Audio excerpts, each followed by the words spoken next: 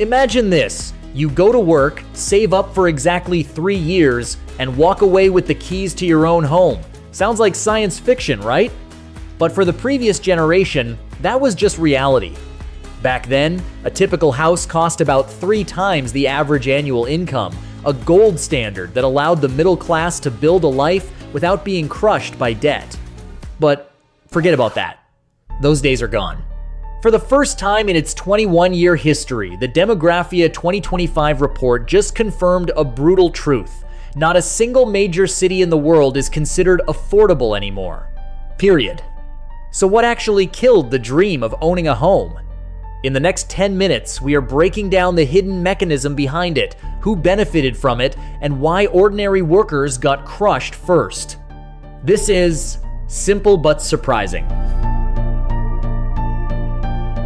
Today, the vast majority of major cities have fallen into the severely unaffordable category, where a typical home costs 5 times the average income. It gets worse. 12 specific locations have hit a hopeless threshold, with prices skyrocketing to over 9 times the local salary. Topping this blacklist is Hong Kong at a staggering 14.4 times income, closely followed by Sydney at 13.8. Right here in the US, cities like San Jose and Los Angeles are also deep in the red zone. To put this in perspective, Pittsburgh is currently the most affordable city on the list with a ratio of 3.2. To understand why that's significant, you have to realize that 3.2 was the standard everywhere 30 years ago. Back then, you could find a home at that price point in almost any city. Today, finding a market as cheap as Pittsburgh feels like a rare miracle in the middle of a perfect storm. And here's why this matters, even if you never plan to buy a house. Once housing breaks, everything else starts breaking after it. These numbers are not just a housing story. They represent a survival threat to the middle class. When the line for housing prices completely detaches from the line for wages, the very foundation of middle-class life starts to crumble. Families delay having children. Workers turn down opportunities in more productive cities because rent wipes out the raise. Communities lose the very people they depend on to function. And this is only the beginning. As I'll break down in a moment, the reality is even harsher for the everyday Americans, the soldiers, the tradespeople, and the hourly workers who are simply trying to keep up. So what exactly caused housing prices to blow up like a bomb? First, let's talk about what experts call cheap money. For the past 2 decades, central banks have been playing a high-stakes game, keeping interest rates at record lows and pumping trillions of dollars into the economy, a move often called quantitative easing, or QE. Think of it this way: when mortgage rates are dirt cheap, everyone can borrow a massive pile of cash from the bank much more easily. This inadvertently created a crazy arms race in the real estate market. If you can borrow more money than the next person, you can outbid them to snag that house. The result? All-out bidding wars everywhere. Home prices didn't skyrocket because houses got better, more beautiful, or started being lined with gold. They jumped because more money was chasing the same house.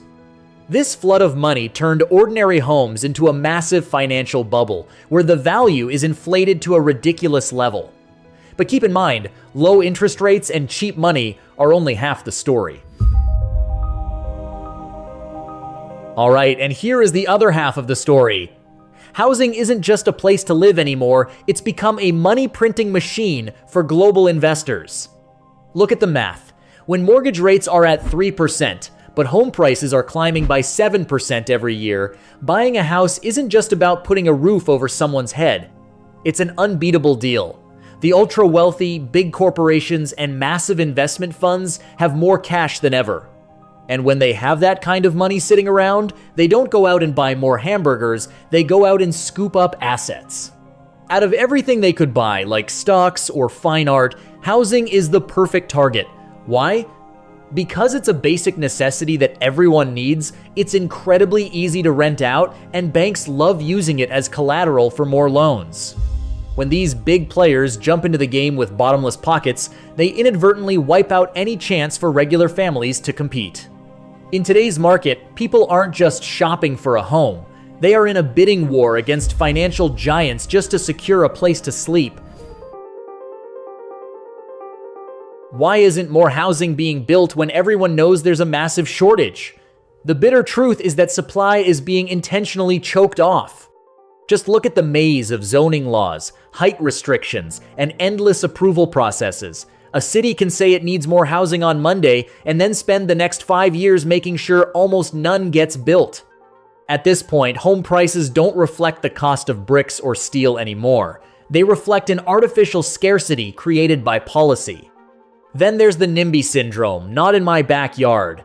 This is essentially a war between those who already own a home and those who are still dreaming of one. Current residents often do everything they can to block new apartments or high-rises nearby, usually in the name of preserving neighborhood character, but the effect is the same. The more they keep the neighborhood frozen in place, the more the price of entry goes through the roof for everyone else.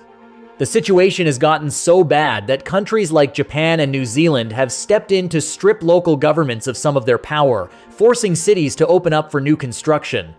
They've realized that if local interest groups are left in control, young people may never have a place to call their own. And while supply is locked down and investors treat housing like a money printing machine to hide from inflation, something else has been falling behind. Pause this video for a second and answer this question. Do you know what that something else is? That's right, the answer is wages. While housing prices have gone to the moon, paychecks have stayed stuck on the ground. Throughout the 20th century, wages and home prices usually moved in sync, like two best friends. But since the 1990s, they've officially broken up. In the US, while home prices have doubled or even tripled, real middle-class income has only budged by about 20% over the last 20 years. This gap is the black hole, swallowing people's bank accounts. It gets even more ironic with the dual income trap. Back in the day, a single breadwinner could provide for the whole family and buy a home. Today, you have both partners working their tails off, but instead of making families wealthier, it just gives sellers the confidence to double the asking price. People end up borrowing more, paying more interest, and accidentally landing themselves in a debt loop with no exit. To top it off, a perfect storm hit when the pandemic and a surge in migration collided. Construction costs went vertical, and labor shortages made building new homes even slower than before. Meanwhile, populations in major cities keep growing, and for every 1% increase in new residents, home prices can jump by another 1% to 3%. It's created a situation where everyone is stepping over each other just to fight for a tiny handful of available apartments. So, what does this actually mean for the average person? Get ready, because the real-world consequences hit much harder than just numbers on a screen. In cities like New York or LA, most renters are shelling out up to 35% of their income just to have a place to sleep, a level experts call a financial red zone. As a result, the age of the typical first-time homebuyer has been pushed back by an entire decade compared to previous generations. Instead of settling down at 30, people are now lucky if they can manage it by their early 40s. This is triggering a massive exodus. Talented young people, nurses, teachers, and skilled tradespeople are being forced to flee the most productive cities for smaller towns. When the very people who keep a city running can no longer afford to live there, the entire economy locks up. Innovation slows down, and the ladder of opportunity simply disappears. Meanwhile, while so many are struggling to scrape by, those who already own homes are seeing their wealth explode in an almost irrational way. Their net worth jumps every year, not because they're working harder or creating anything new, but simply because scarcity is sending property values through the roof. Right now, the total value of global real estate is 4 times higher than the world's entire GDP. That's a wild statistic that shows money is being poured into bricks and mortar instead of investing in the future. Even for the lucky few who managed to hop on the train and buy a home recently, it's a high-stakes gamble with massive debt hanging over their heads.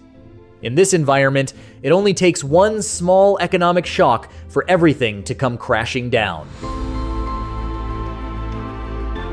So, is there any hope of fixing this mess? The short answer is yes. Some places around the world are already taking action, and the results are actually promising. At the most basic level, the solution comes down to 3 things. Build more, make speculation harder, and start treating housing like infrastructure instead of a casino chip. First, more housing has to be allowed to exist. That means changing the rules that keep cities frozen in place. New Zealand has already moved in that direction with its Going for Housing Growth Plan, which pushes major cities to zone enough land to meet housing needs for the next 30 years. The logic is simple. When land supply becomes more abundant and predictable, prices have a harder time spiraling out of control. In the US, places like Minneapolis and California are also starting to tear down old rules that allowed only one house on one lot. And when duplexes or small apartment buildings are finally allowed again, more homes start showing up in the places where people actually want to live. Second, speculation has to become less rewarding. Taiwan has gone after short-term flipping with a 45% tax on homes sold within the first 2 years, making it much harder to treat housing like a quick cash machine. And in parts of Pennsylvania, land value taxes have pushed owners to actually build on valuable land instead of just sitting on it and waiting for prices to rise. That is a powerful shift because it turns passive land hoarding into a financial burden instead of a winning strategy. And third, housing has to be treated more like essential infrastructure than a luxury asset. Singapore is the clearest example. Nearly 90% of residents own their homes there, largely because the government does not treat housing as something to leave entirely to speculation. It acquires land, builds at scale, and sells homes back to citizens at a discount. Not every country can copy that model exactly, but it proves something important. Mass homeownership is still possible when the system is designed for it. Even in Washington, lawmakers are now debating whether giant investment funds should be allowed to keep buying up single-family homes. Because in the end, that is the real question. Are houses being built for people to live in or just to make portfolios look better? Ultimately, there is no silver bullet, but the path forward is not mysterious. Build more, make speculation harder, and stop treating housing like a chip in a casino when it is supposed to be the foundation of an ordinary life. Because in the end, this is about more than housing. When ordinary people can no longer afford an ordinary life, something has gone badly wrong. So what do you think has to change first? Build more, crack down on speculation, or start treating housing like infrastructure instead of an investment? Let me know in the comments. And if you enjoy simple but surprising breakdowns like this, don't forget to like, subscribe, and I'll see you in the next one.